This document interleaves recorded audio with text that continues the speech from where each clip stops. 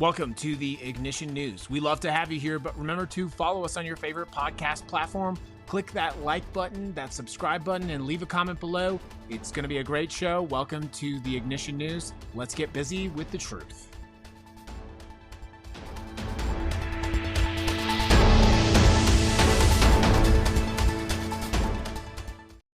Good morning and welcome to the Ignition News. It's great to have you here. It is April 9th, 2026. There is so much happening right now in the world, but it's great to have you here. I do appreciate you joining us for the show. We like to give you the news and then solutions and inspirations to push back and fight for your democracy and to be a better citizen. Let's talk about some things that happened today in history. In 1862, French explorer Robert de La Salle reached the mouth of the Mississippi River, claiming the entire Mississippi basin for France. In 1865, Robert E. Lee surrendered to Ulysses S. Grant at the Appomattox Courthouse. This was effectively the end of the Civil War. In 1940, Nazi Germany launched Operation Weserübung, invading Denmark and Norway to secure Swedish iron ore and prevent British encirclement. In 1959, NASA introduced the Mercury 7, the first group of American astronauts. Scott Carpenter, Gordon Cooper, John Glenn, Gus Grissom, Wally Schirra, Alan Shepard, and Deke Slayton. Notice they were all men. We did not have a single female astronaut. Fortunately, we've come a long way in NASA. And in 1970, Paul McCartney issued a press release announcing the end of the Beatles. Well, let's see. It is National Winston Churchill Day. Hey, it's National Unicorn Day. It's National Gin and Tonic Day. Whew. Yes. It's National Name Yourself Day. It is a day dedicated to renaming or trying out a new name for yourself. And it is International ASMR Day. I cannot sign off on that one. My friends, what do you call a sleeping bull? A bulldozer. Why shouldn't you shortchange a skunk? Because it is bound to make a stink. Dang. Good morning. Welcome to the Ignition News. You know, the first thing I want to point out today on the news is the very serious fact that yesterday, April 8th, NOAA came out with weather modeling for the month of March. March 2026 was the hottest recorded month of March in history. But not just that. It was abnormally hot, and the degree of difference between the normal 20th century temperature and the average temperature for March was 9.35 degrees Fahrenheit hotter. That makes it the hottest above normal temperature month in recorded history. There were 19,800 hot weather events or peak hot days in various places around the country, and 2,000 locations in the United States set all-time heat records. And it's not just that. From January to March, we saw the driest month ever. And I think it's time to acknowledge that not only is climate change here, but we, in many respects, have waited too long. We can see that every single day. For the rest of the news today, a 79-year-old man is running a war from his phone at midnight. His base, the MAGA base, is turning on each other, accusing fellow influencers of being paid by foreign governments. The first American pope has decided he would rather spend July 4th standing with refugees on a Mediterranean island than set foot on American soil while this president is in office. And the White House will not rule out bringing back the military draft. Let's start out with the most purely revealing story of the day. First, I do have to ask you to follow the show on your favorite podcast platform, as we are seeing a vast sort of silencing of alternative information and the truth in the United States. Let's start with the most revealing story of the day, because it doesn't require any interpretation. It just needs you to watch and pay attention to who these people are. Yesterday, the right-wing influencer world descended into an absolute frenzy over a rumor. An anonymous account on X called 0 Hour posted what looked like a news bulletin. The United States to investigate American influencers taking foreign money, end quote. I'm not going to cover this story extensively because I don't get into the weeds of MAGA and their internal battles. I just wanted to put it on your radar because it fits with the theme of today, which is the Unraveling coalition. On to the next.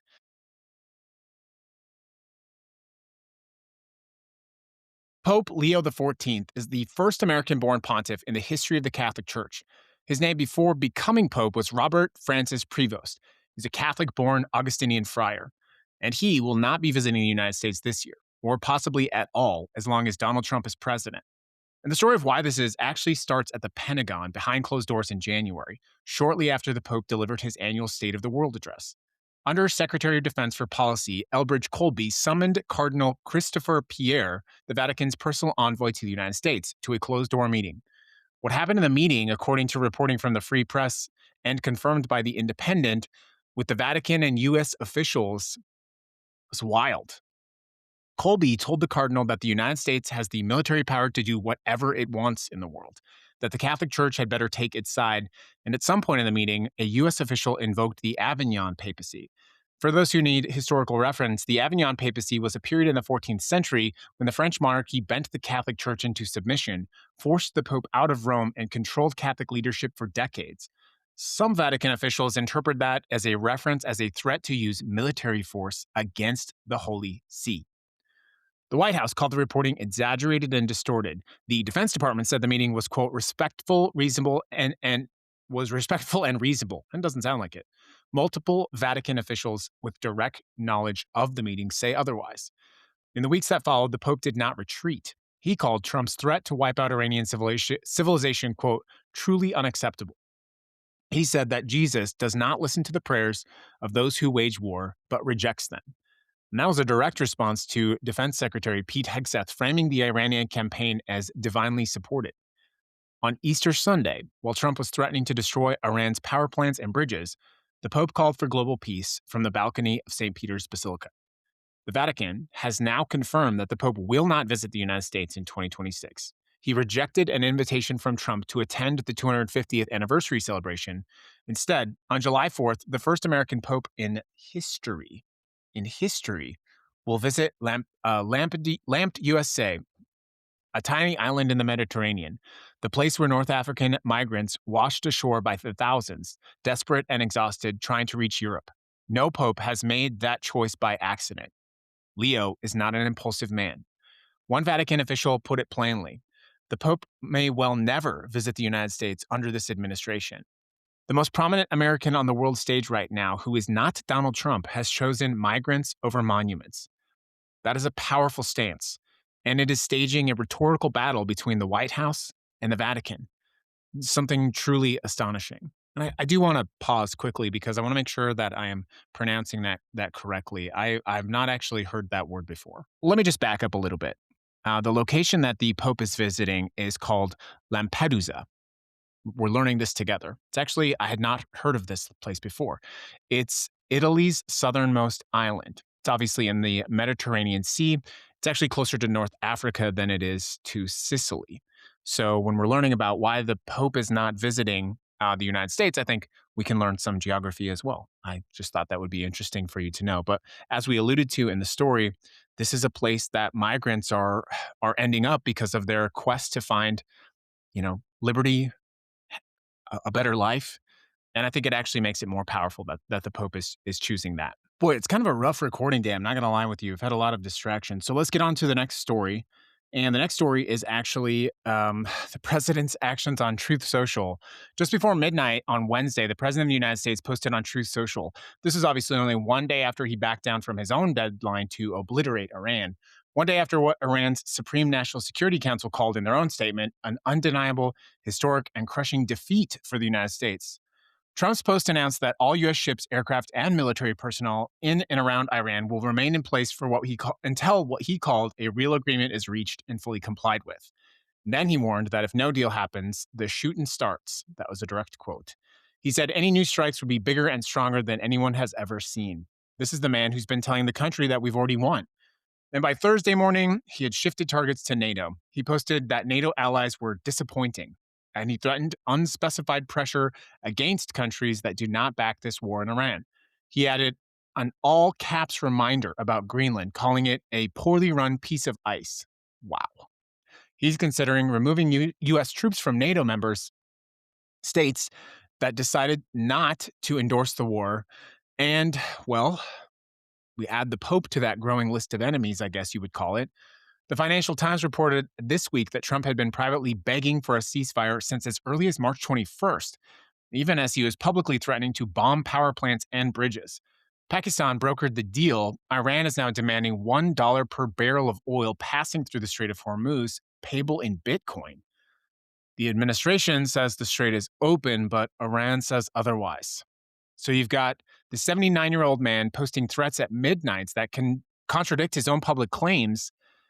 And I have to ask you, who is this performance for? And then the last story today is the draft. Yes, the draft seems to be on the table. Here's what the White House said this week when asked directly whether American mothers should be worried about their sons and daughters being conscripted into the Iran war. Karen Levitt said, quote, President Trump wisely does not remove any options off the table. It is not part of the current plan right now, but the president, again, wisely keeps his options on the table, end quote. The United States has not had a military draft since 1973. Since then, the armed forces have been all volunteer. 7 U.S. service members have already died in Operation Epic Fury that we know about. There is growing speculation that the actual number is being hidden from us. Defense Secretary Pete Hegseth told CBS News that there will be more casualties. Richard Blumenthal has warned from his seat on the Armed Services Committee that the country seems to be on a path towards deploying troops in Iran. And I have to tell you, my assessment is that we essentially have no choice but to deploy ground troops to Iran. We need to be having these conversations now. Separately, and not coincidentally, the Selective Service System is already moving towards automatic draft registration.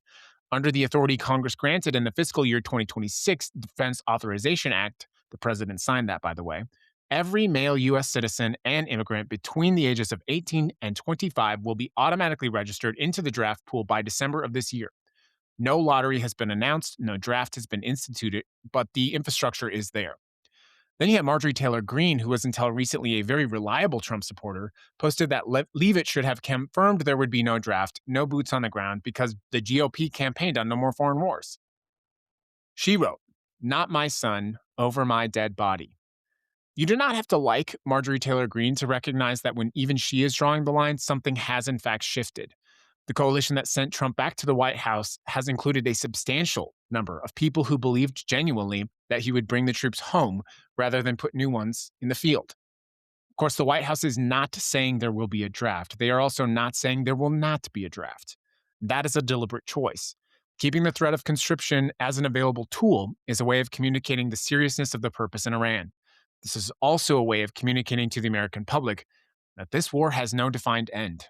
That is something that every parent of a child aged 18 to 25 in the United States should be concerned about. So we have a MAGA influencer frenzy, an American pope deciding to stay away from America, a midnight war threat on Truth Social, and I guess a draft that is technically still on the table have in common. What do they all have in common? Well, they are symptoms of a movement and an administration that is running out of road. You have MAGA supporters sort of in some kind of battle with each other.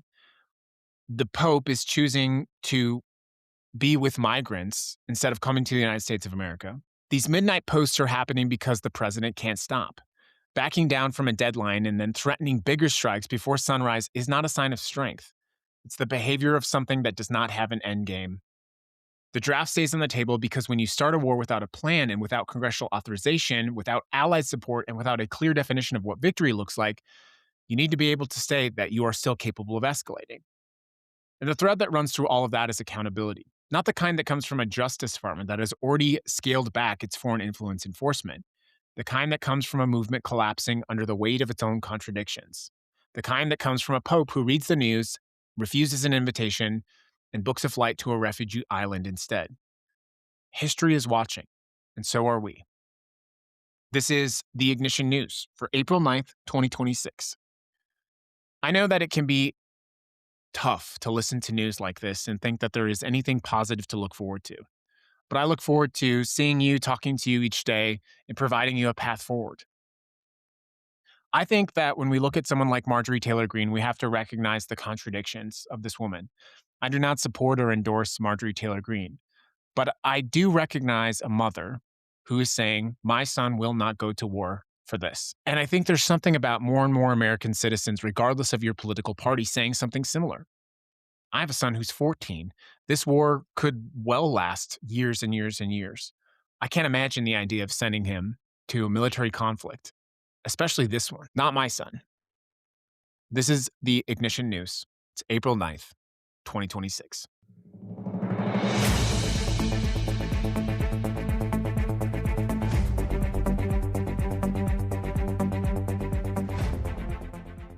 This has been today's episode of the Ignition News. Please consider following us on all of your favorite podcast platforms, whether that's Spotify, Apple Podcast, YouTube, or Substack. We're here to deliver to you unfiltered, uncensored news. Let's get busy with the truth on the Ignition News.